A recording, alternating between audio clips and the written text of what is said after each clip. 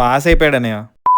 Hi guys, ఇప్పుడే the most anticipated war 2 teaser చూడడం జరిగింది భయ్య, హిందీ ఇంకా తెలుగులో. ఎలా అనిపించిందంటే, మోస్ట్ యాంటిసిపేటెడ్ అని ఎందుకన్నానంటే, ఇది junior NTR first Hindi movie and ఎవరితో కొలాబరేట్ అవుతున్నాడు, గ్రీక్ గాడ్ రితిక్ రోషన్ తో. టీజర్ మొత్తం జూనియర్ ఎన్టీఆర్ వాయిస్ తోనే ఉంది భయ్య. నేను Hrithik Roshan junior NTR combo announce చేసినప్పటి నుంచి భయంతో ఉండే భయ్య, జూనియర్ ఎన్టీఆర్ రితిక్ రోషన్ లుక్స్ కి ఇంకా కట్అవుట్ ని మ్యాచ్ చేయగలడా అని. యాక్చువల్లీ మ్యాచ్ చేయాల్సిన అవసరం లేదు, ఎందుకంటే everybody is different and unique in their own way and ప్రతి ఒక్కళ్ళకి ఒక స్ట్రెంత్ ఉంటుంది. బట్ జూనియర్ ఎన్టీఆర్ కూడా హీరో కాబట్టి ఒక ఎక్స్పెక్టేషన్ ఉంటుంది కదా, అరే మనోడు రితిక్ రోషన్ ముందు తేలిపోకూడదని ఉంటుంది కదా. ఇఫ్ నాట్ బెటర్ ఒక సమౌజ్జీ లాగా అనిపించాలి కదా, తేలిపోతాడా అని భయం వేసింది భయ్య. బట్ లుక్స్ పరంగా టీజర్ చూస్తుంటే జూనియర్ ఎన్టీఆర్ బాగా కనిపిస్తున్నాడు భయ్య. పాస్ అయిపోయాడు అన్నయ్య.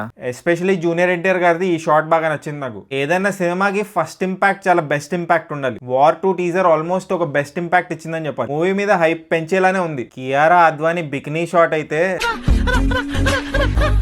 రితిక్ రోషన్ వి 2 షాట్లు అయితే వేరే లెవెల్ ఉన్నాయి భయ్య. మరి వాయిస్ ఓవర్ తో నాకు జూనియర్ ఎన్టీఆర్ గారి క్యారెక్టర్ విలన్ లాగా అనిపిస్తుంది. జూనియర్ ఎన్టీఆర్ గారు ఈ సినిమాలో విలనా, యాంటీ హీరోనా, లేకపోతే హీరోనా? మనం సినిమా చూసే తెలుసుకోవాలి. మీకేమనిపిస్తుంది, ఈ సినిమాలో జూనియర్ ఎన్టీఆర్ గారు హీరోనా విలనా? కామెంట్ చేయండి. అండ్ టీజర్ ఎలా అనిపించిందో అది కూడా కామెంట్ చేయండి. అండ్ జస్ట్ ఇన్ కేస్ ఇంకా సబ్స్క్రైబ్ చేసుకోకపోతే సబ్స్క్రైబ్ చేసుకోవచ్చు కదా.